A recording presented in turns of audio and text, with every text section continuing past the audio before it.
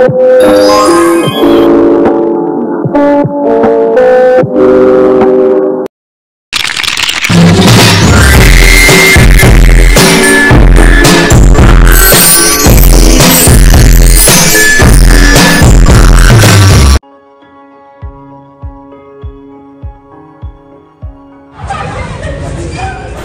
menular HIV mulai menjangkit kalangan pelajar di Merauke.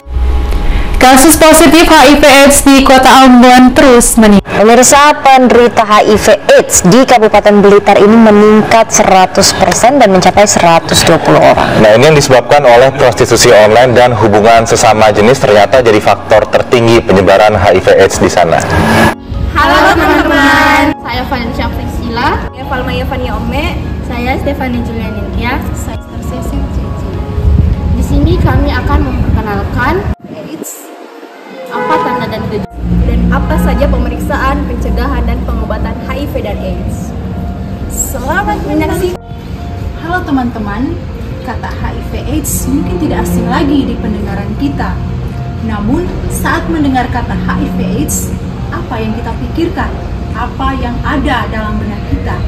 Suatu penyakit yang menyeramkan atau suatu aib yang harus dihindari atau disembunyikan?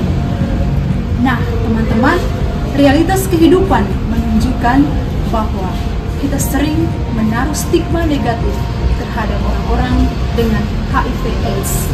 Tanpa kita sadari, dengan sikap kita ini justru semakin memperburuk keadaan dan kondisi orang-orang dengan HIV/AIDS, juga mempersulit proses pengobatan dan pencegahannya. Nah, teman-teman, di sini mari kita mempelajari lebih lanjut apa itu HIV/AIDS untuk bisa keluar dari stigma negatif. HIV atau Human Immunodeficiency Virus adalah virus yang merusak sistem kekebalan tubuh manusia. Untuk bereplikasi, virus ini menyasar sel CD4 di dalam tubuh manusia. Sel CD4 adalah bagian dari sel darah putih atau leukosit yang berfungsi untuk melawan infeksi. Semakin banyak virus HIV di dalam tubuh, maka semakin sedikit sel CD4 yang ditemukan di dalam tubuh. Jika sel CD4 ini hancur, maka tubuh akan mengalami penurunan kekebalannya, sehingga tubuh seringkali dengan mudah terjangkit oleh berbagai jenis penyakit. Berbeda dengan HIV, AIDS adalah stadium akhir dari infeksi virus HIV. AIDS terjadi jika infeksi virus HIV tidak segera ditangani dengan tepat. Jika seseorang sudah terkena AIDS, maka tubuhnya sudah tidak mampu lagi untuk melawan infeksi yang ujung-ujungnya berakibat fatal.